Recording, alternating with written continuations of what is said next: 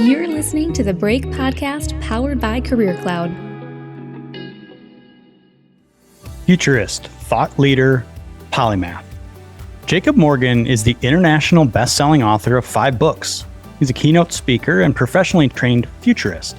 His passion and mission is to create great leaders, engaged employees, and future-ready organizations. Jacob is also the host of Great Leadership with Jacob Morgan, one of the world's most popular leadership podcasts. His work has been endorsed by the CEOs of Unilever, Cisco, Mastercard, Nestle, Best Buy, SAP, KPMG, T-Mobile, Audi, Kaiser Permanente, and many others. He lives in Los Angeles, California with his amazing wife, Blake, their 2 kids, and their 2 Yorkie rescue dogs. You can learn more about Jacob and contact him and get access to his content by visiting thefutureorganization.com. In this episode, Jacob and I talk about quitting his job, how a cup of coffee changed his life, and we really go deep on the topic of vulnerability, how being vulnerable can help build trust, but also how the idea of leading with vulnerability is an entirely different skill set. In fact, Jacob wrote a book on the topic, which is called Leading with Vulnerability, and it comes out October 3rd. My copy's on its way, and I think you should order one today as well. I hope you enjoy this episode with futurist Jacob Morgan. This episode is sponsored by ZipRecruiter. If you need a change and are looking for a new job, or if you're looking to hire for your small business, please check out ZipRecruiter today. Their smart technology matches the right candidates to the right jobs and sends new opportunities right to your inbox. They make finding a job or hiring the right person easier than ever. ZipRecruiter, the smarter way to hire. Try ZipRecruiter for free today by going to ZipRecruiter.com and tell them I sent you. Jacob, welcome to The Break. So happy to have you here today. Thanks for having me. Doing my research, you could be what I would describe with this old term called a polymath. You are an author, a speaker, you are a futurist, we would say, and you talk a lot about future of work and leadership and a lot of different wide-ranging topics. So I feel in this show, I could take it in a million different directions, but I promise I will try to rein it in and stick to a little bit of a plan. I want to start out with your backstory a little bit. And because this show is so much about these moments in our lives that change our trajectory, can you start out by talking to us about how a cup of coffee changed your life?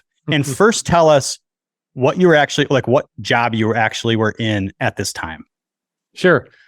So actually a couple of pivotal moments, 2 in particular that come out. The coffee story is one, and then maybe we'll get to the other one later, which is Perfect. what led to the book.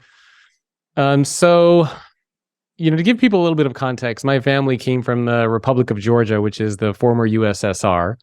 And they grew up under a communist regime. They were persecuted for being Jews. So they came from a pretty tough, hardcore environment. So you can imagine growing up, the house that I grew up in was always do your best, try to be number one, work hard. My parents came here. They didn't speak any English. They didn't have any money. They had no possessions. And they basically had to build a life for themselves literally from scratch. My dad lived in low-income housing in New Jersey. He learned how to speak English by watching the Johnny Carson and Merv Griffin shows with a Russian to English translation dictionary. He would spend 6 hours a day looking at himself in front of a mirror, trying to mouth out English words. So you're talking about somebody who, hard work is kind of in their veins. And so that was what was instilled in me. I was always taught to work as hard as you possibly can because that's what's going to lead to your success. Now, unfortunately for my parents, I was always a terrible student. In high school, my GPA was like a 2.79. I went to community college. My GPA was a 2.8. And then somehow I got into the University of California, Santa Cruz. Go Banana Slugs, if anybody Banana Slug listening to this. And in college, I actually did very well. So something kind of clicked in me where I realized this was the last moment, the last chance I had to do well. And if I didn't do well in school, I wouldn't be able to get a good job. And basically my life would just go downhill. So I worked like a maniac in college. I graduated with honors. I double majored in economics and psychology. And when I graduated, I was super excited to join the corporate world because I thought I worked hard. I have, the academics under my belt. Like I should be able to get a good job. And so I moved back to Los Angeles, which is where I'm from. And I started interviewing for jobs. And one of the jobs that I interviewed is a technology company in Southern California. It's in downtown LA. And when I interviewed for this job, they told me that I would be doing this, this really cool work. I'd be making an impact, making a difference, and meeting with entrepreneurs and executives. They sold this wonderful story for me. Right. And so I took the job. I had an hour and a half commute to work, an hour and a half commute back from work every single day. So 3 hours a day, 15 hours a week driving. But again, I took the job because of the story that I was told. And a couple of months into my job, I'm doing data entry and cold calling and PowerPoint presentations and sitting there thinking like, what the hell is going on here? Like, this is not what was promised. This is not what I bought into. And the pivotal moment for me was when one of the top executives comes out of his beautiful corner office in downtown LA. And, he screams from across the office and he's like, Jacob, get over here. I have a really important project for you. And of course, at that point, my ears perk up. And I'm sitting there thinking like, oh, here it comes. I paid my dues. Like it's go time. So I run over to this executive and I'm, excited. I'm like, yeah, what is it? And he puts his hand into his pocket and he takes out his wallet. And from his wallet, he produces this nice, crisp, clean $10 bill, slaps it in my hand and says, I'm late for a meeting. I need you to go run down to Starbucks and get me a cup of coffee and get yourself a latte as well. And at that point, like the wind in my sails, so to speak, just disappeared. And I was just kind of like, wow, like this is what I have been reduced to. 4 years in college, graduating with honors, working so hard, and I'm getting somebody coffee. And that was one of the last full-time jobs I ever had working for anybody else. And I realized that there must be a way for me to not climb the corporate ladder, but to try to build my own ladder. And that's what I did. And that was around 15, 16 years ago. So that cup of coffee is literally what changed my life, what put me on this different career path that I'm on now.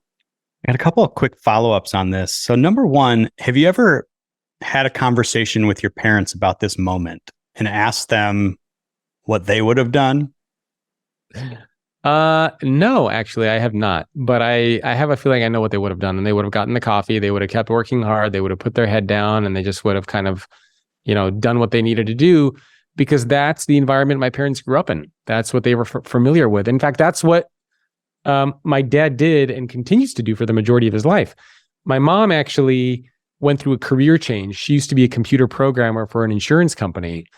And she was so miserable at work. She would come home from work crying and being so upset. And I remember seeing her being so upset and crying. And finally, my dad was like, it's not worth it. You should quit this job and go do something else. So she went back to school. She got a master's degree in marriage and family therapy. And now she's one of the top therapists in the Los Angeles area.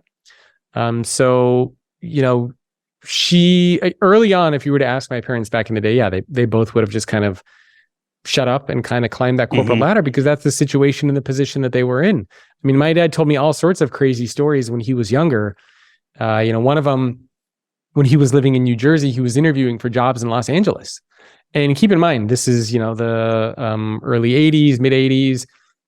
And so he saved up a bunch of money. He flew from New Jersey to Los Angeles. He shows up at this corporate headquarters for a job interview. He walks in there. He goes to see the assistant. And the assistant says, oh, I'm sorry, so-and-so is out in Lake Tahoe or whatever. He's fishing, right? And nobody told him about it, right? Oh, and so, what could he do, right? He saved up his money. He I don't remember how much a flight cost back then, but he flies across the country to go to a job interview only to find out that the person wasn't even there. And my dad actually told me this really cool story where he had a lot of these types of experiences where he was just being pushed around, turned away. Nobody wanted to hire him. Heavy Russian accent, not from here, didn't speak the language well. And he's an aerospace engineer. And on one of these job interviews that he went to, he's sitting across from the person interviewing them and the interview's done. And the interviewer says, well, thank you for coming in. I appreciate your time. We'll get back to you. And at that point, my dad has just had it because he's heard that phrase like a million times. And so he looks at the interviewer and he's like, no. And the interviewer looks back at him and is like, what do you mean no? And my dad says, look, you interviewed me. You know if I'm a good fit for this job or not. Just tell me now. Don't F around with me. Just tell me if I got the job or not. And so the interviewer then puts his hand across the table and he's like, congratulations, you got the job. And it turns out that the person interviewing him was the president of the company. And he liked my dad's kind of initiative and drive, the fact that he wanted the job. And that was kind of a key moment for him that set him up on his career success. So, it's funny. There are a lot of those types of stories that now that I'm thinking back happen in my parents in my life. It's a really cool story. And I asked you the question initially because I felt like it was what your action was probably opposite of what your parents may have done. Yeah. And it takes a lot of courage to sort of give yourself permission to stick up for yourself. And it seems like your dad, learned that along the way, or he just at least got fed up enough where the balance is tipped. But I think that's a key component of change, is like in your head when you have to give yourself permission and say like, no, this isn't right. I'm better. I deserve better than this, or there's better opportunity for me, or whatever it is. But you have to be able to think beyond. And that's got to be a scary thing though. Like when you come from this background and you're sort of flying in the face of what you've been taught, or the stories that you've been shown. I've always felt that way. I didn't have the background that you did, but in terms of the hard work, always work hard. And it's like, sometimes I feel like I'm flying in the face of that a little bit, which is scary. Yeah. I mean, it's important. So actually the very last job I had working for somebody was a marketing agency in the Bay Area. So I became so upset with this job that I had in LA. I had a friend, my college roommate, he lived in the Bay Area with his family, and he's like, hey, why don't you come up to the Bay Area and we'll look for jobs here together and we'll get an apartment. So I literally threw my clothes in my car. My family is like, what the hell is wrong with you? Like the Bay Area is one of the most expensive places in the city. You're never going to afford to live there. You're out of your mind. And I'm like, all right, see you later. Literally drove my stuff in my car, or put my stuff in my car, drove up. I lived with my friend's parents and my friend for, I don't know, a month or 2 months until we both found a job in the Bay Area. And this was also working for a marketing agency. And this was the last corporate job I had. And I don't know if you remember, but at the time, this was probably 14 years ago, there was a big conference called the Web 2.0 Expo, or the Web 2.0 conference, a big technology conference. And again, keep in mind, I was working for a marketing agency. I was doing search engine optimization. And I won passes to go to this conference. I won a pass to go. And this was like a $2,000 or $2,500 ticket. And I went to my boss at the time and I'm like, hey, we're at a marketing agency. This is a marketing conference. It's down the street. I could walk there. I don't have any client deliverables. I could probably learn a lot and bring it back to the team. Can I go to this conference? And they were like, nope. I said, why not? And they're like, oh, you just can't go. So I quit my job and I went to that conference anyway. And, in that situation, and that was the last job I had working for anybody else, but when I left, I kind of did it in a smart way. Like I had a feeling that I didn't want to work for this company forever. And so I would have jobs that I would be doing on the side. I had it was something called a Craigslist scanner, and I would scan all of Craigslist looking for individuals or companies looking for search engine optimization jobs. And I would email them. I would probably email 50 to 100 of them every single day. Like, I can do SEO for you. I can help you with this, blah, blah, blah. I got enough clients on the side. And so I quit my last corporate job when I had savings, where I knew that I would be able to, provide and take care of my expenses. And I also had some work on the side. So I do think, to your earlier point, kind of standing up for yourself and taking the path that you want to take, but you have to do it in a smart way. People need to have the context that I wasn't married. I didn't have any kids. I didn't have a mortgage. My rent at the time was, I don't know, $1,200 a month, maybe $1,500 a month, like at the highest. So I didn't need a lot of money to survive. I didn't have a lot of expenses and bills to pay. And so the context and the situation that we're in matters a lot. If that situation were to occur today, where I have a house, I have 2 kids, I have car payments, the path that I would have taken might have been slightly different. And I think there is a smart way, and for lack of a better word, kind of a dumb way to go off on your own path. And it's important for people, if they do that, to take the smart approach. Yeah, definitely agree. And that's very similar to my story and exit from corporate life. I had kids at the time, and I was like thinking long term, like how do I reduce my risk and give myself as much runway as possible to make this change, knowing that inevitably change is difficult and it's probably not going to go the way I'm envisioning it, and it's going to take a lot longer. So there are definitely smart ways to do it, and it ends up being about your risk tolerance and what you can do. So I'm really curious now that you've described a couple of your jobs and SEO and exiting, and kind of being in this freelance mode for a little bit. Do you ever feel like you had a calling inside you that led you to do the work that you do today? Because it seems very different from where you started out to what you do today. And I'm curious about the story of going from A to B and how you ended up here now. Yeah, a lot of people talk about following your passion. Are people allowed to curse on your show, or is it like a clean? Yes, you may. No, you may. Okay, let her fly. So I think the theme of following your passion, I think, is just complete bullshit. As far as advice, if somebody were to say, "Hey, Jacob, do what you're passionate about," I would be playing racquetball. Right. I would be playing chess. I would be doing who the hell knows what. Mm-hmm. I think and we see this all the time, right? I mean, there are a lot of people who are passionate about sports like basketball who are never going to become professional athletes. There are a lot of people who are passionate about music who are never going to become professional musicians. And so I think to just tell people, oh, just keep doing that for your life, for the remainder of your life, and even if you're not, just keep going is a disservice to them. What I think is far better advice is to bring your passion with you to whatever it is that you do. Because when we tell people to follow your passion, we assume that we know what we're passionate about. And a lot of people don't. Mm-hmm. I didn't know what I was passionate about. We assume that passion is this external thing that we have to go chase, right? Like, there's your passion, go get it. And we also assume that there's only one passion that we have, right? But that's not how the world works. Not all of us know what we're passionate about. Passion is something that we can bring. And a lot of us are passionate about a lot of different things. So how do you know which one to go after? So what I discovered and what I was able to figure out over time is I only knew that I didn't want to work for anybody else ever again. Mm-hmm. Like, I had these terrible jobs. I wasn't interested in it. How do I go out and build something for myself from scratch? And so I became very obsessed and interested in that. So I created a blog. I started writing. I started speaking for free. I started doing interviews. I started doing a podcast. And as I started doing these things, I started to realize, hey, you know what? I'm not bad at that stuff. Like, I'm pretty good at that stuff. I'm not bad at writing. I'm good at doing these types of things.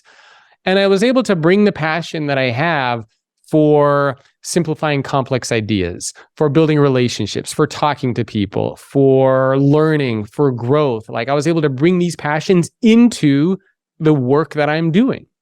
And so I was just so it's kind of like, it's almost like there's micro passions and macro passions. From a macro perspective, I'm passionate about things like curiosity. I'm passionate about growing. I'm passionate about building things. I'm passionate about, things of that nature. But I bring that into the elements that I'm doing, right? Writing books, speaking, building a business, growing a podcast. So I bring the passion to those different elements. But if somebody were to tell me early on in your career, hey, you're going to be one day speaking on stages or writing books or doing podcasts, I'd be like, what are you, out of your freaking mind? Like, I never, ever said, I'm passionate about podcasting or speaking or writing. Like, I hated all of those things. I was nervous when I was speaking. I hated writing. I was never good at it. I never once in a million years said I was going to be passionate about these things. So the far better approach that I think is bring your passion with you to whatever it is that you do instead of just following your passion. Yeah, I think that makes a lot of sense. I mean, like, passion is just incomplete. Like, I think you can take a macro passion, like, let's just say music, right? Like, you're macro passionate for music. And you can go through a very creative exercise and figure out how you can work in that industry and use your love for music in a way that brings you some sort of advantage, in your life. But passion by itself, I think, leaves you empty. You're chasing the one big passion that I'm supposed to stake the rest of my life on. And that makes no sense. And I mean, if you think about it, let's say you take music, you have a big passion for music, but you're probably never going to be a musician, right? You're probably not going to be like a yo-yo ma. So how do you bring your passion of music into, let's say you're leading a team? Well, you will probably understand things like what makes an orchestra perform well together. Well, you need a good conductor. What does a good conductor do? They have to understand the role that everybody on the orchestra plays. They have to be able to build good relationships with everybody on the orchestra. They have to get the orchestra to play well together. So you can take your passion for music and apply it to how you might lead a team, to how you might build a successful company, to how you might engage and empower people, to how you might try to get the most out of them to do things that even they didn't know that they could do. And this is what we see time and time again in all sorts of industries. I mean, I've interviewed a lot of CEOs on my podcast who are passionate about all sorts of things that have nothing to do with their career. Maybe they're passionate about fitness and they bring their mindset of discipline and hard work to motivate their team. Maybe they're passionate about music and they bring that understanding of individual performance to knowing how teams work together. Maybe they're passionate about gardening and agriculture, and they know that it takes patience and time and love and nurturing to grow something, and they bring that passion to their team. So there are a lot of ways in a lot of different areas where you can take I'm passionate about chess and racquetball. For me, chess is about, you try to think think moves ahead. You sit, you kind of analyze, you try to figure things out. You study. I bring that passion to the work that I'm doing, because when I make strategic business decisions for my team, I try to look at different scenarios. I try to study things. I look at what other people are doing. I bring that passion of chess into the work that I'm doing. And I think that makes a lot more sense for a lot of people. The challenge is oftentimes they don't connect the two, right? Oftentimes the person who's passionate about music might say, well, what does this have to do with leading a team? What does this have to do with marketing? But if you take a step back and you start to ask yourself these high-level questions, like what makes a successful musician? What makes a successful quartet or a trio? And you start to ask yourself those questions and say, wait a minute, how can I apply that to what I'm doing? All of a sudden, you're going to start to make some connections there. And I think we need to do a better job of that. Yeah. I mean, and this really, sort of gels with this idea of authenticity. I try to talk to people about being your authentic self and thinking about your attributes and traits as how you can use those as an advantage in your life. So you just talked about applying them. We need to be much more creative as human beings, as business human beings, at looking at ourselves and for the positives and finding out what are those things that I just get that's unique. My perspective, my way of looking at things, how I tell stories, the examples that I use, and how can I bring that into whatever I'm doing. And that makes you unique, because from a logical standpoint, people need things said to them from a lot of different angles before they get it, really get a new concept. Yeah. So if you're coming in and talking about gardening and how that can build a great team, and somebody else is coming in talking about music and how, hitting this from all these different angles, it just makes sense that somebody on your team is going to get it from a different angle than somebody else. And so that's where the very practical way of just being yourself and leaning on your experiences and bringing those to the forefront, can actually work. Oh, yeah. Yeah. So kind of tying it to some of the themes in my book, authenticity is one of the 8 attributes that I talk about as far as what it means to lead with vulnerability. But I also make a very clear distinction between what it means to be authentic and what it means to be vulnerable, which we can talk about. But authenticity is one of the 8 attributes, because authenticity in itself is not a complete picture, right? So if you look at somebody like a Jack Welch or a Steve Ballmer, you could easily say that they were authentic leaders. Yeah. But were they vulnerable? Were they good leaders? I mean, Jack Welch was the type of person, well, he could curse you out. He could throw a computer across the room, throw a chair across the room. Is that good? I mean, he's being authentic, but he's not, in that case, authenticity needs to be balanced out with kind of other attributes in there. So authenticity is important, but I think it's one of several attributes that we need to have to kind of balance things out. You're listening to the Break Podcast powered by Career Cloud. This episode is sponsored by ZipRecruiter. If you need a change and are looking for a new job, or if you're looking to hire for your small business, please check out ZipRecruiter today.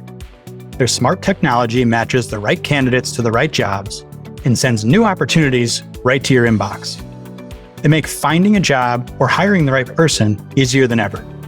ZipRecruiter, the smarter way to hire.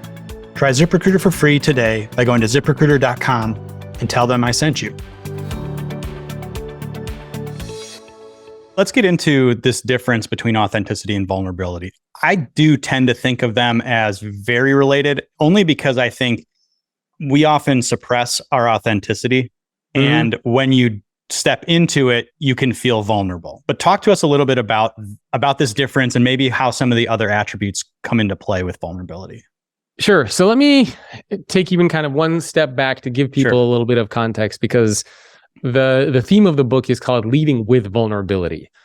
And it's interesting because one of the things that I always tell people, and people listening to this might think it's counterintuitive, I tell people not to be vulnerable at work. So, and let me kind of explain why and what the difference is between vulnerability versus leading with vulnerability. So vulnerability is this idea where you will say or do something that will expose you to the potential of emotional harm, right? Talking about a personal challenge or struggle, a failure, a mistake, you say or do something where the other person armed with that information could use it to hurt you if they wanted to. And there are lots of stories like this, which, we can go over as well.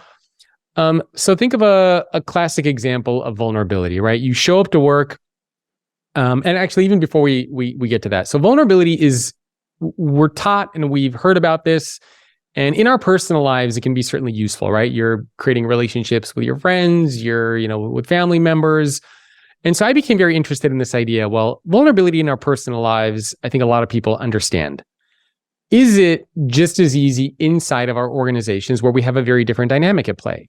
Now you have a hierarchy, you have people that you're working with who are depending on you, you're depending on them, there's money involved, there's deadlines involved. So it's a very, very different dynamic. Does vulnerability apply just as easily if you bring it from the personal setting into the business setting?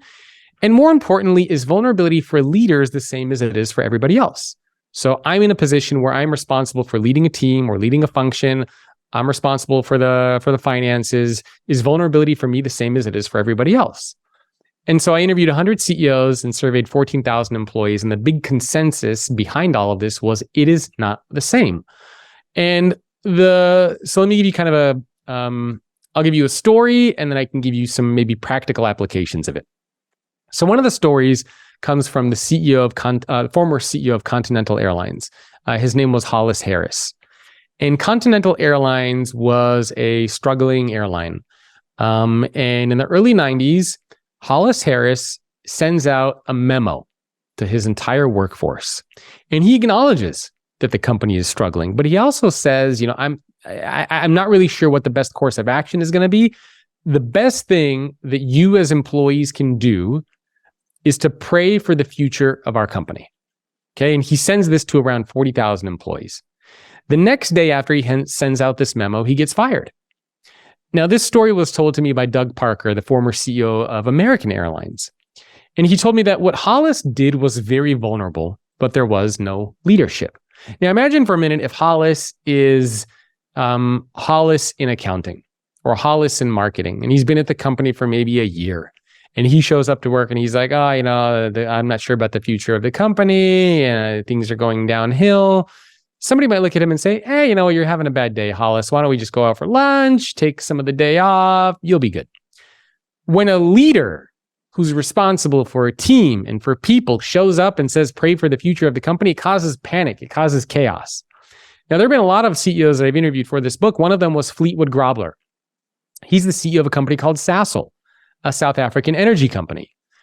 When he took over as CEO, the company was $13 billion in debt, and this was even before the pandemic. Then the pandemic happens, and the company just nosedives. The banks are about to come in and to repossess it. It's just complete madness. He also has to address his 32,000 plus workforce, but he gives them a very different message. So he does have the vulnerability piece, and he says, I acknowledge that our company is struggling. I don't know the exact course of action that we need to take. So that's the vulnerability piece. However, I have a vision and I have an idea for how we can get out of this. I have a vision of where I want to take the business. If you follow me and help me achieve this vision, then we will be able to rebuild trust in our customers and in our employees. So go with me on this journey. Help me figure out how we're going to get to that vision, and we will turn the business around and see success. And that's exactly what happened. So you can kind of see the difference between the two. Hollis shows up with vulnerability.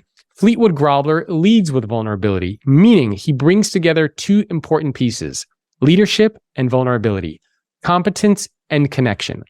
Now, let me give you kind of just a practical example that we might see at work. So let's say, for example, I work for you and you give me a project and I screw it up. And I come into work one day and I say, hey, Mike, I'm really sorry. I screwed up this project. My bad. That's vulnerable, right? I'm sorry I screwed it up. I'm acknowledging it. I'm sorry. That's vulnerability. Leading with vulnerability would say, hey, Mike, I know you gave me this project. I'm sorry I screwed up. Here's what I learned from my mistake. Here's what I'm going to do going forward to make sure that I do not repeat this mistake again. That is leading with vulnerability. So the big challenge that we see inside of our organizations is we're vulnerable, but we forget to add the leadership piece. People want to know that you're competent. People want to know that you're trying to close the gap. You're trying to get better. You're learning. You're growing. If you just keep showing up to work each day talking about mistakes and failures and challenges and struggles and stuff like that, eventually people are going to look at you and say, what the hell are you doing in that role? So that's the key difference between vulnerability versus leading with vulnerability. And I call it the vulnerable leader equation. Leadership plus vulnerability equals leading with vulnerability. Really interesting. I feel like I've learned a huge distinction in there. And I'm thinking about, how I operate with my small team even. The competence and connection piece of this is really interesting to me because I think it's the vulnerability that builds the connection. I am a human. Yep. You make mistakes. Here, I am in this situation with you. That connection piece. And then the competence aspect is like, I have a responsibility, and I have my next hunch, best guess. We're going to go this way, and I'm in charge of leading us that way. I'm responsible for setting that new vision and taking us that way, and I'm not usurping that responsibility. Well, think about what happens, for example, if you only have one, right? So we have these two attributes of leadership and vulnerability, which are competence and connection. Let's say you're only really good at the leadership piece. And so if you're, let's say you're amazing at the competence piece, I might go up to one of your team members and I'd say, hey, what do you think about Mike? And they'll say, man, Mike is so awesome at his job. He brings in amazing podcast guests. He closed deals. He brings in a lot of money. He's growing things. Like, he's awesome. But, it's really hard for me to kind of connect with Mike. I don't feel like we have that chemistry. I don't feel like I know Mike as a person and as a leader. And so it kind of, creates a little bit of friction, but he's really good at his job. Similarly, let's say you're good at the connection piece. And I, again, ask one of your peers, the people that work with you, and I would say, hey, what do you think of Mike? Oh, Mike is awesome. Mike and I have a great time. He's just a really good person. We have this great vibe going. Like, we love to hang out. He's amazing. But, he seems to be struggling at his job. I'm not sure he's the best leader for this team or for this company. So you can see why you need to have both. You can't just be really good at the connection and struggle with competence. Similarly, you can't just be really good at your job and struggle with the connection. The argument that I make in the book is that as a current or aspiring leader, you have to be good at both. That's what leading with vulnerability is all about. So both of those attributes play a role. And unfortunately, oftentimes inside of our organizations, we typically just focus on one. And when vulnerability comes into play, we typically use vulnerability as a way to justify poor performance. Yeah. Like, oh, I'm sorry, I couldn't get that done. I'm just going through a hard time, or I didn't get the funding, or I made a mistake. I'm sorry, or, whatever it might be. And we keep, we do this over and over and over again. And then at some point, the people you work with and your leader is going to be like, maybe you're not a good fit. So one of the CEOs I interviewed is the CEO of Smile Brands. His name is Steve Bilt. And he gave me this great analogy. And he says, if you are in 6th grade and you keep showing up to 6th grade asking about 4th grade math, eventually what's going to happen is the teacher and the other students in the class are going to look at you and they're going to say, hey, this is 6th grade and you keep asking us about 4th grade math. Maybe you should go down to 4th grade. Similarly, you take that same scenario, you're in 6th grade asking about 4th grade math, but now you say, hey, you know what? I have a tutor on the side. I'm staying later after class to get extra help with my homework. I'm doing more problems for my homework to try to get better at this. Now, all of a sudden, people are going to say, okay, well, maybe you're a little bit behind, but you have that leadership piece. You have the competence piece. You're demonstrating what you're trying to do to close the gap. So that is an important element. Because one of the big challenges that we always see is people take what I say and they say, well, does that mean if I'm new in my role or if I'm in a new leadership role that I could never ask for help? No, you can, but you still need to demonstrate the leadership. So if I'm a first-time leader and I get put into that role, instead of saying, hey, I'm a first-time leader here, I'm excited to be leading this team, I'm probably going to make some mistakes along the way, but we'll figure it out. That doesn't do much. However, if I were to say, hey, you know what? I'm a first-time leader here. I'm so excited. I'm going to be the best leader I can be. I'm working with a coach. I want you guys to give me feedback to tell me how I can be a better leader for you. I have a couple books that I'm reading. So I'm going to be working on myself, trying to be a better leader. Help me be that for you. That's a very different way to communicate that. So you always need to bring in both the leadership and that vulnerability piece into the things that you're doing. I think that's going to really excel your career trajectory for any current or aspiring leader. This balance is important for no matter if you're a leader or an individual contributor. And this idea of that a necessary input is feedback along the way. And I guess what I've seen in a lot of organizations is they don't have great mechanisms for feedback because people want to be nice or whatever that might. Maybe that's just me. I live in the Midwest. People are trying to be nice all the time. But how much of the responsibility is on your shoulders for getting that feedback, closing that loop? It's both, right? I mean, as a current or aspiring leader, it's up to you to create that environment where people feel safe giving you that feedback and want to give you that feedback. It's also up to employees to give that feedback. So for example, if I'm working for you and you're like command and control and you're just rude and you're putting me down and everything, and then you come to me and say, hey, Jacob, I want you to give me feedback on my leadership style. I'm not going to go to you and say, hey, Mike, I think you're kind of rude. You're putting me down in front of other people. I don't like the command and control approach. I'm probably just going to leak you and say, everything's fine. Like it's okay. So you have to create that environment where people are comfortable giving you that feedback. And again, one of the ways that you create that environment of trust and psychological safety is to lead with vulnerability, is to acknowledge and talk about the challenges or failures or struggles that you might have, but also what you're learning from them or what you're doing to kind of close the gap. If you do that, you signal to your team and those around you that it's okay for them to do that as well. And so then when you do ask for feedback, they're going to say, hey, wait a minute, Jacob's okay talking about his challenges and failures and mistakes. He's clearly trying to learn and grow and get better. So I feel safe to give him that information. So you have to lead by example. If you want other people to exhibit those behaviors, you have to exhibit those behaviors yourself. Otherwise, you can't, it's like telling somebody to innovate, telling somebody to collaborate, telling somebody to be more engaged. Like it never works. Right. I think about that all the time with my kids. I have 3 boys and I'm like, if I'm trying to teach them something, or I have a new expectation of them, or I have a new routine for them, I have to do it with them. so that they see someone doing it. I have to model that behavior. It's not good enough for me to just say it. Like I have to do it. That stuff has kind of really hit home for me in being a participant in the team, as a leader, being a participant in the team, not just a direction giver. Yeah, are there any situations where you just should not be vulnerable? I know we kind of talked about having both, but what about that angle?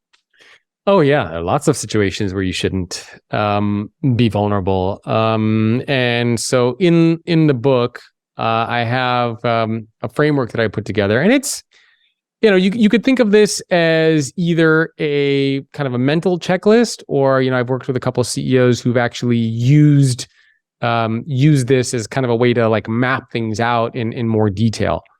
And so the way that I like to think of this is kind of a concentric circles, and in the middle we have intention. And then we have the who, the where, the tone, and professionalism. So intention is really about understanding, why do you want to be vulnerable?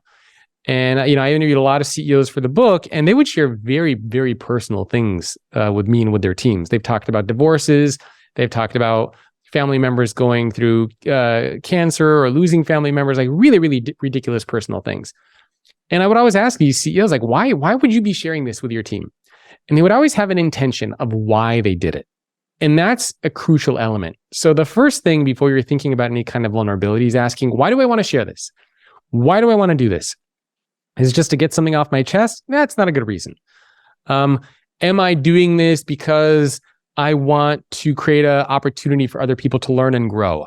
Am I doing this because I want people to see me as a human being that also has challenges and struggles, therefore they can be more open with me? Like, what is the intention behind what it is you're doing or saying?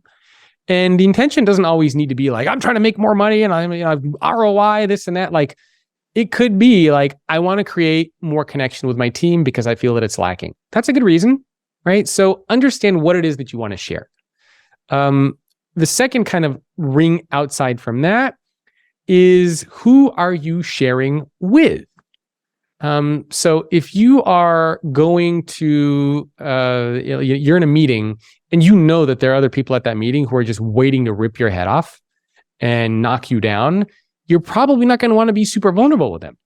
So you need to know who you're being vulnerable with. Is it somebody who has your genuine interests at heart? Is it somebody who's looking out for you? Or is it somebody out there who's like just waiting for something to happen to you so they can knock you down and take your spot?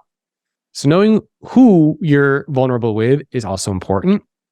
Next is where, right? The environment, the timing is so crucial for vulnerability because, are you at a loud, crowded bar where you're trying to have a serious conversation? Is it right before you're going into a meeting? Is it, the elevator doors are closing, you're trying to share something personal?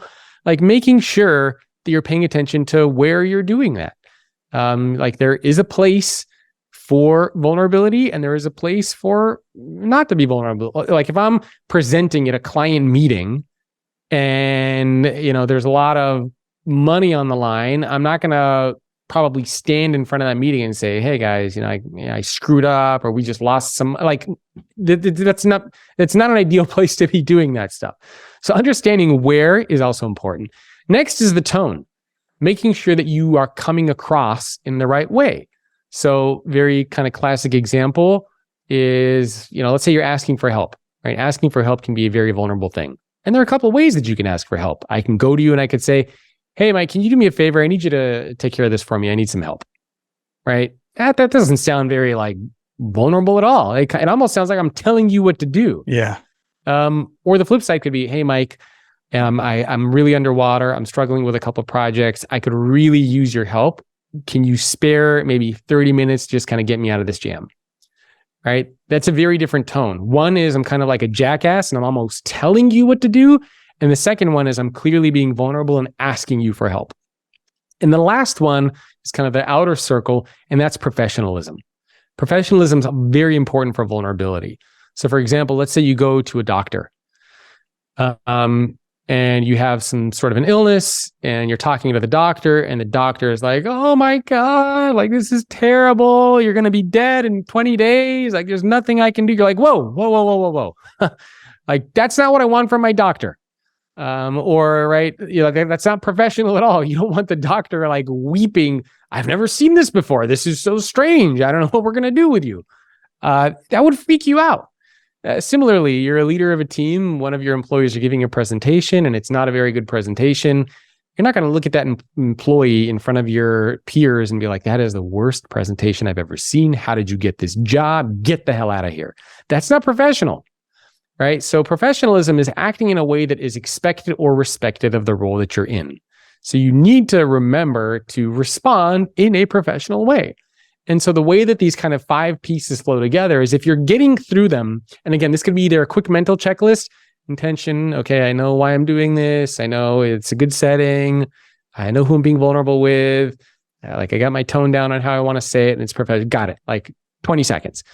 You can also sit down and do it in a more thoughtful way. So for example, Jim Fitterling, the CEO of Dow Chemical, he recently came out as gay. I think it was within the last few years. And he took this same approach, but he started very diligently and very purposefully. Where first he started having these conversations with his board members, then with his executive team, then some members of his inner circle. He started slowly and kind of, it was a much more thought out strategic approach for how he wanted to convey this to his team and his company and the stakeholders and shareholders. He just finished getting through cancer. And he said, why am I hiding this from everybody? Because this taught me that I want to be my authentic self. I want to let people know that I'm gay. There's nothing wrong with that. Why am I hiding that? And so that's what he did, right? So it can either be a quick mental checklist. It can be something that you go through and think through in a lot of detail. But the advice that I always give people is if you're going through this and either you don't have an answer or you don't know, or the answer is a no, then you should stop. Yeah. So I'm not sure what my intention is. Okay, I should stop. Or I don't know if this person has my best interest in mind. Stop. Like you should have a yes, or you should have an answer for all 5 of these things to kind of give yourself the green light and know that it's okay for you to be vulnerable with that person or in that moment. Yeah, that makes a lot of sense. I jotted all of that down because I think that's a great checklist. And I think I'm going to use that. That makes a ton of sense. I want to try to shift gears a little bit. Not really shift gears. I want to try to connect a couple dots. So I feel like where we left off your story of getting from A to B was sort of in this area of I knew I didn't want to work for anybody else, and I wanted to build my future.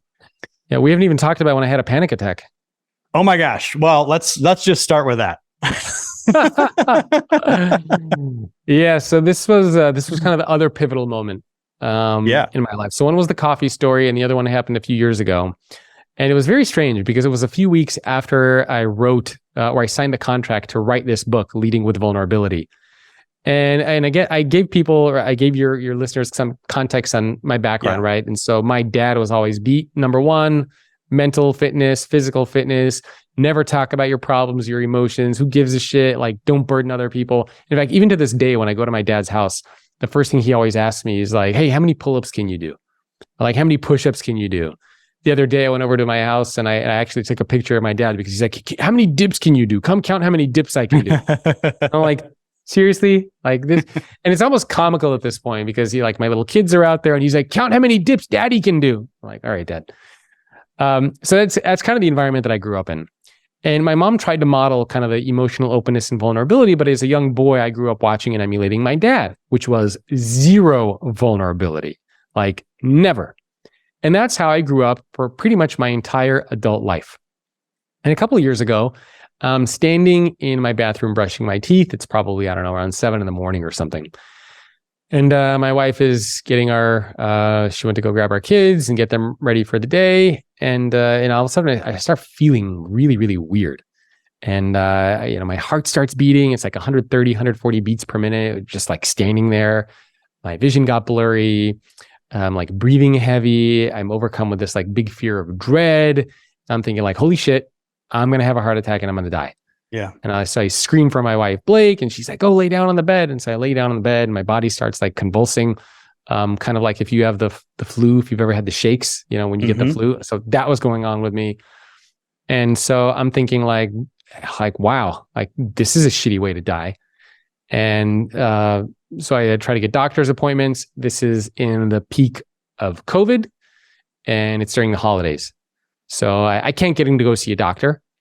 I go to urgent care, and they basically look at me and they're like, we have all these COVID patients in here. Unless you're dying, like, get out. I'm literally like keeled over, like grabbing onto the reception desk, thinking like, oh, please see me. I need somebody to tell me what's wrong with me. And they're kind of like, we got like COVID patients here. So, so I couldn't get a doctor, couldn't get into urgent care, couldn't figure anything out. This was going on for a few days until finally I did get a doctor appointment. I go in there, they do a scan of my heart, they look at everything, and they're like, oh, you're actually very healthy. Like, you're fine. And then the therapist is like, well, you might want to go see, a different kind of doctor. And she's, motioning to her head, like, go see a shrink. And I'm sitting there thinking like, that's complete bullshit. What are you talking about? Like, I don't believe in that stuff. And so of course I'm going to talk to a therapist. And after a couple of sessions, it became very clear that what caused these series of panic attacks was the very fact that I had committed to writing a book about vulnerability when I myself did not believe in vulnerability. Yeah. And I did not believe in being open or talking about feelings or emotions. And my body was just kind of like, screw you. Like my heart, my body, my soul, everything was just kind of like, wow, you really screwed us here, right? You're going to put us in this position. And so, my body and my head, they told me what they thought of my decision to write a book about vulnerability. And that was a very pivotal moment for me too. Because I cried in my mom's arms because I'm literally thinking I'm dying. I'm like saying bye to people. Yeah. I've never had a panic attack before. This was weird. It was terrifying. If anybody's ever had it or a heart attack, you know what I'm talking about. It's terrifying. You literally feel like you're going to die. And so that experience taught me the importance of being able to be vulnerable and to not keep everything in and to share and to talk. And, after going through that, my wife and I put in different practices in our life. Like at night, we talk about how our day went, and we talk about our feelings. We do a better job to be more mindful of stress levels and stuff like that. So so that it doesn't happen again, not just to me, but so that it never happens to her. So that was a very pivotal moment for me as well. And it helped me realize that also a lot of leaders and a lot of CEOs and just a lot of people in general in the workplace were not good at vulnerability. We're scared of it. And specifically in the work environment, a lot of the CEOs I talk to, we all know what vulnerability is, but very few people know what it means to lead with vulnerability. And the big question that I would get from a lot of the CEOs I'd interview is they would say, well, I know what it means to be vulnerable, but it's very confusing because on the one hand, my employees want me to be this strong, competent, visionary leader. They want to know that I can get them out of a tough situation. They want to know that I can grow the business. They want to know that I have their financial future looked out for, that I can guide them in the direction of success. But on the other hand, my employees also want me to talk about my failures, my mistakes, my emotions, my challenges, my struggles. Like those two things are seemingly opposing views. How can I be one and also talk about the other? And that's where I realized the importance of bringing these two elements together, and leadership and vulnerability, competence and connection. So it was a very pivotal moment for me. And it's, I'm looking back, I suppose I should say that I'm glad it happened because it taught me a very valuable lesson, but it was a very scary experience. You're listening to the Break Podcast powered by Career Cloud. This episode is sponsored by ZipRecruiter. If you need a change and are looking for a new job, or if you're looking to hire for your small business, please check out ZipRecruiter today. Their smart technology matches the right candidates to the right jobs and sends new opportunities right to your inbox. They make finding a job or hiring the right person easier than ever. ZipRecruiter, the smarter way to hire. Try ZipRecruiter for free today by going to ZipRecruiter.com and tell them I sent you. So I have had that experience. I've had panic attacks before. Probably, maybe if you come on again, at some point we can share that whole experience. But for the sake of time, scary as hell. Yeah, for the sake of time, I just wanted to say, I know what it feels like. Yeah. So I can get that. So where I was going with connecting the dots is going from, I know I want to work for myself and build something, to the work that you actually do and what you're interested in, and thinking about the future of work and vulnerability. You just signed up to write a book about vulnerability and then had a panic attack. It wasn't like the panic attack was your epiphany moment about vulnerability, yep. Right? So you've obviously found a curiosity for this subject, the future of work and leadership and how people operate together in organizations. How did you get on that trail? I'm really curious about that, because a lot of people are sitting there going, I want to work for myself, but I don't know what the hell I'm going to do. It was somewhat accidental, right? Because I mentioned I was in the realm of search engine optimization. Right. At the time, it was about kind of, this was before a lot of social media stuff even took off. And so as I was doing a lot of search engine optimization work, social media started becoming very popular, and I started thinking, well, a lot of people need help with this, so I should do some social media consulting as well. And so I kind of got into the realm of social media consulting. And then shortly after that, a lot of these social media tools were being made available to be used inside of companies. Things like Yammer and Chatter and Jive Software and Lithium Technologies. I don't know if any of those ring a bell for you. Yeah. But a lot of these tools were being created not just to be used in our personal lives, but also inside of companies, like to get employees to work together. So then I kind of transitioned into this theme of like enterprise 2.0 consulting, or social business consulting is what it was called. And then from there, it became employee experience. Well, how do we create an overall great environment for employees? And then future of work and leadership. So kind of, it doesn't seem like it, but it was a little bit of a natural evolution for me. But it all started with that cup of coffee of me seeing and experiencing what it was like to work for a company where I did not want to show up to work each day, and thinking about, how do I help make sure that that doesn't happen again? Why does that happen to begin with? How did the person who made me go get him a cup of coffee, how did he get into this role? What was he taught that would make him want to look at me and say, go get me a cup of coffee, instead of, hey, Jacob, I have this exciting new opportunity I want you to work on, like here, like try doing this instead, like giving me actual work that would get me out of my comfort zone, to teach me, to help me learn and grow, or to coach me and mentor me. Like, why didn't he ever do that? And so those questions were kind of implanted in my mind from that coffee story. And it sort of took me a little bit of time to get to the point of really writing about that and exploring it and being confident to share my ideas in that realm. Yeah. So you had this inquisitive path, and you were seeking to answer some questions, and that was kind of motivating you on the topic. But it seems like you did have, maybe they were latent talents or hidden talents, buried talents for writing. Obviously, you're an author, and speaking as well. I think you mentioned before at the beginning, you were nervous when you were speaking and all this kind of stuff, but obviously you have these talents and you've cultivated them and you want to use them, going forward, and they're kind of your secret sauce and your advantage that you're using into the world. What was that evolution of discovery like for you? Because the lesson there for my audience is, we all have these talents that we're not giving enough credence to. And I want them to see how people uncover these and then end up, using them to the best of their ability. Well, you start, right? I mean, Yeah. I didn't know I was going to be good at writing, or I didn't know I was going to be a writer until I started writing. I didn't know I could speak until I spoke. I didn't know that I could do a podcast until I did episode 1. Right. So you don't know what you can do until you do it. And for me, I started off, I was not a good speaker. I used to wear suits that were too big. I used to pace nervously. I used to speak too quickly.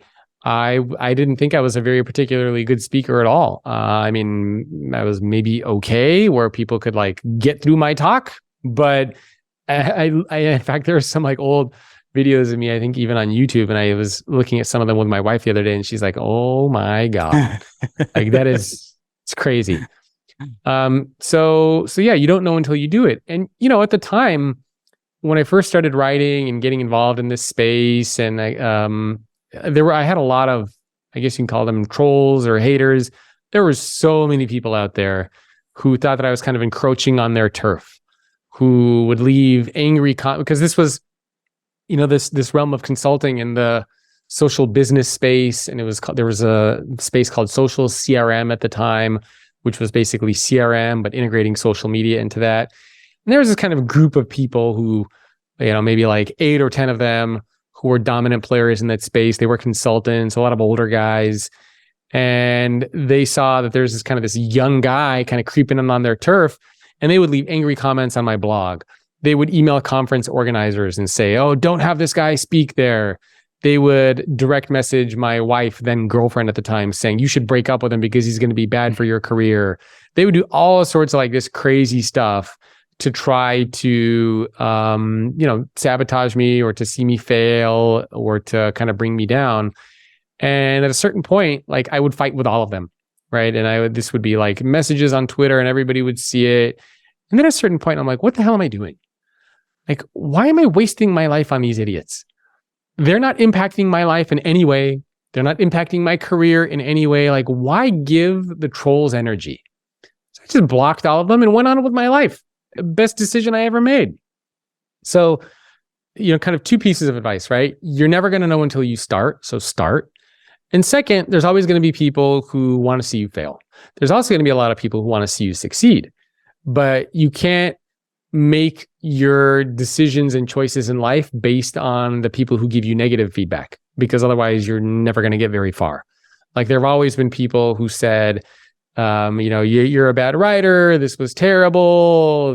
This course was bad. The speech was terrible. The book was garbage, right? There's always going to be people. This podcast sucked. I can't stand your voice. Like whatever it is, there's always going to be people who have something negative to say.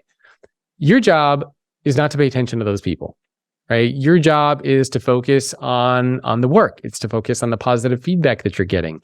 It's focusing on trying to get better, to learn, to grow, to improve. But if you make your decisions based on the few people out there who are trying to bring you down, why even leave your house? Like just stay curled up in bed all day. And as we all know, that's not a very successful approach to work or to life.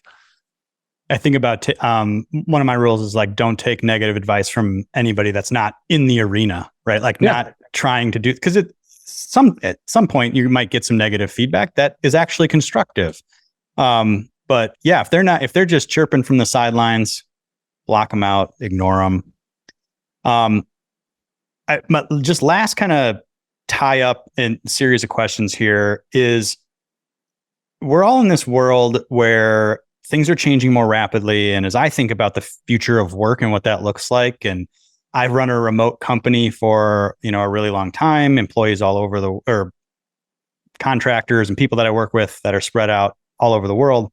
This idea of vulnerability in that setting, right? Across cultures, across time zones, different mediums, Slack and email and all this kind of stuff.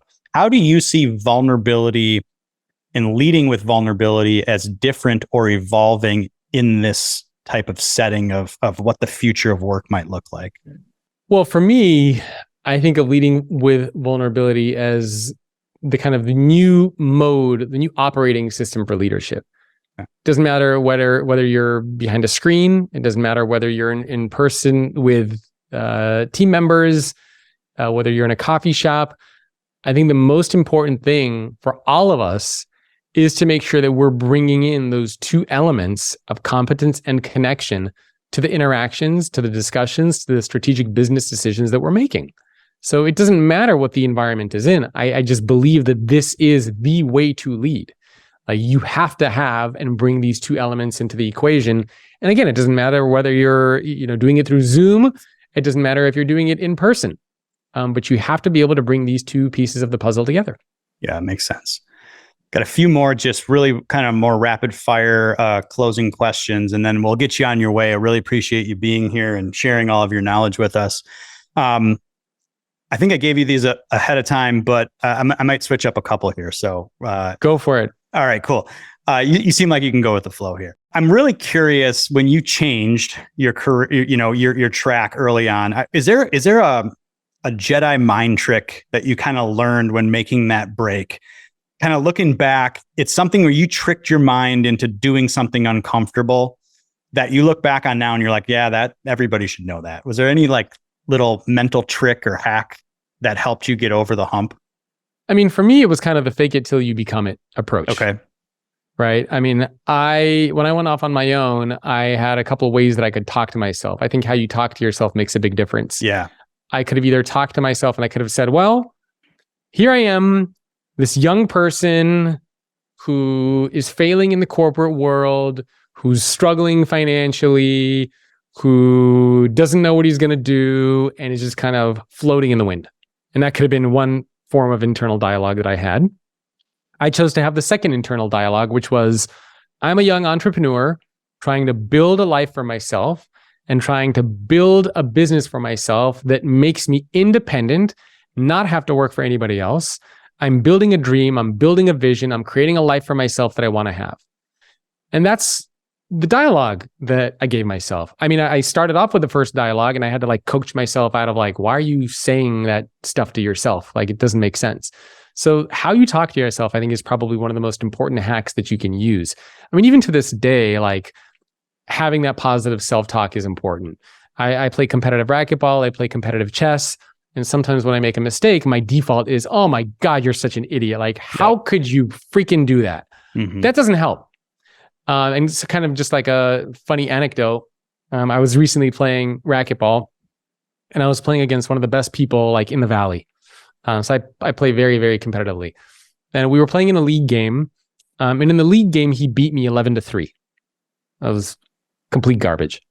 And then after the league was over, I went up to him and I'm like, hey, do you want to play one more game? And he's like, yeah, sure. And this was kind of fun because league was already over. And he's like, why don't we play one game to 15? I said, great. And he, of course, thought that he's just going to destroy me. And he's like trying to play as hard as he can. And, I was winning and then I was losing. And kind of at that moment, I was kind of like, wow, you are like, I was thinking, how am I going to talk to myself right now? Are you going to say, oh, wow, you're an idiot? How could you be winning and now you're losing? Or are you going to talk to yourself in a positive way? And so instead of saying, oh, you're an idiot, how could you do that? I said, it's all right. You're good. You can do this. You can get back into the game 1 point at a time. And I ended up winning the game 15-14. And so the positive, like you will be surprised what you can do and what you can accomplish when you talk to yourself in a positive way. There's always going to be people out there who want to beat you up and bring you down. You should never be one of them. So I think one of the most powerful hacks that you can use is your mental self-talk. How do you talk to yourself? How do you coach yourself? How do you reframe things that you're going through? I think is so incredibly important. Yep. Love that. All right. Next question. Recent author, thought leader, or influencer that you've come across that has really caught your attention and or / favorite, recent book that you've read, anything in that realm. Oh my goodness. Recent author, thought leader, influencer. Oh man, I don't remember the authors. So I'm reading a book about American history. I'm reading a couple actually random books. So I read a few books by Vivek Ramaswamy. He wrote a book called Woke Inc., which I thought was very interesting. He wrote another book called Nation of Victims, and he has a third book that he released. So I just thought the concepts in there were very interesting. I try to learn, as much as I can about different areas. Yeah. I'm reading right now a book about American history because I was never that great at American history. So those have been kind of the two that were most recent. I'm a huge fan of science fiction. Okay. So I've been reading some science fiction books as well. Isaac Asimov, the Foundation series. But there's a lot of like really cool books out there. I mean, some of them, you might not agree with either the politics or the beliefs or the views, but I try to not just read books that I agree with, but I also try very hard to read books with opposing views and perspectives that I don't agree with to try to understand what those other arguments are. So, try to push myself out of my comfort zone. Yeah, very important to kind of get that adaptable mindset, be able to look at issues from different places. You can't just read everything that you agree with. Oh, there's another one, Bjorn Lundberg. He wrote a book called False Alarm, and he wrote another book that just came out, and he's talking about kind of like climate stuff. And so again, I try to read, but I also bought the counter book to that, which is Bill Gates's book, where he talks about why we're in a climate emergency. And then I bought the opposing book, which is, no, we're not in a climate emergency. So I try to do that whenever I can. And then there's one other book I'm reading that I discovered by listening to a podcast from Patrick Bet-David. and it was called the Law of Power, or the Power Law, something like that. Okay. Which I just started reading too. Excellent. How about favorite company you've worked with, or do you have a favorite story from working with some of the biggest companies on earth? Oh my goodness. Yeah, one of my favorite experiences, I really liked working with PwC. Okay. We did a series of events together where we were trying to challenge the thinking of a lot of their employees. And what I really loved about the event, it was kind of a space themed event. They had this like really cool design of a stage and a studio. And it was just, I don't know, it was just really cool the way that they laid it out and designed everything. The second one, I worked with a company called VMware, and I gave a talk in front of 10,000 people in the Bay Area. And that was also a really amazing experience with the stage and how they had everything laid out. So those were two memorable ones. Excellent. All right. What's got you excited about the next 12 months? There's a lot of negativity in the world, a lot of people throwing stuff around, but what are you focused on and what's got you really excited about the next 12 months? So obviously the release of the new book, yeah, which is coming out very soon. So leading with vulnerability is a huge thing for me. Birthday coming up in August, New Year's coming up.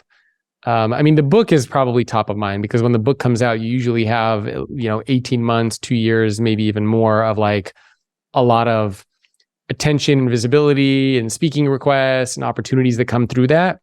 So that's been a big one. Growing the podcast is going to be a big one. I mean, it's a lot of like growth stuff right, for the business, spending time with the kids, doing kind of a family vacation and trip with them, which we're going to try to plan. So I'd say those are the ones that are top of mind.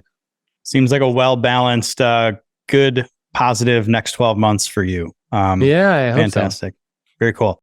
Let our audience know where they can learn more about you. I know we've talked about the one book, but you've got like 100 of them. You can go ahead and name them off and let people know where they can find out more about you and the work that you do. Sure. So the new book we made a URL for it, which is leadwithvulnerability.com. So the book is Leading with Vulnerability. The URL is leadwithvulnerability.com. And so you can go there to learn more about the book. My website is thefutureorganization.com. I should point out for people who order the book, there's I think we put an email on there, which is bonus@thefutureorganization.com. So people who get a copy and email me their proof of purchase, we send them a couple of the CEO interviews that we did with like GE and American Airlines and a couple others. So we send them some cool bonuses if anybody's interested in that. My website that has all the books is thefutureorganization.com. And you can see the book before this one that came out was called The Future Leader. And then the rest are kind of on that website. And then I have a Substack, which is a new venture for me that I'm experimenting, which is greatleadership.substack.com. And, there's a podcast by the same name. And my email is jacob@thefutureorganization.com if anybody wants to get in touch. Excellent. We'll make sure we have all of those links in the show notes and make sure we get them out in our, our weekly email blast that we do to all the Break community. Jacob, thank you so much for sharing all of your great experiences with us today. I really appreciate it. I've got a ton of notes that I've learned, and I'm going to try to distill these and put some of these things in practice, but I really appreciate you being here. Great to know you, and thanks so much. Thanks for having me.